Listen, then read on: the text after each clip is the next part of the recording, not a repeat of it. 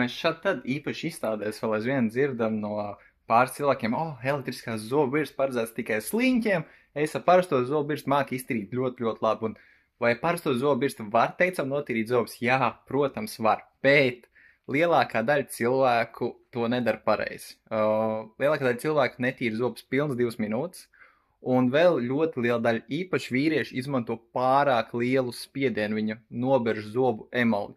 Līdz ar to ir ļoti, abas šīs problēmas, zobu tīrīšanas ilgumu un beršanu atrisina elektriskās zobu birstas.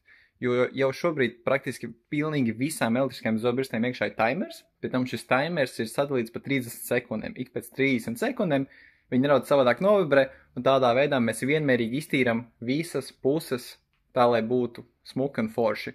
Un labākajām birstēm ir arī spiediena sensors, kas nozīmē, tiklīdz jūs veicat pārāk lielu spiedienu uz zobu emali, viņai ir arī vai nu savādāk novibrē, vai iedegās kāda sarkana lampiņa, vai kā pieņemsim šīm te, kas ir paši jaunākās no Oakley zobu birstēm, viņām būs arī balss brīdinājumi, kas teiks, ka hei, nav nepieciešams zobus berst tik spēcīgi, var to darīt bišķi maigāk.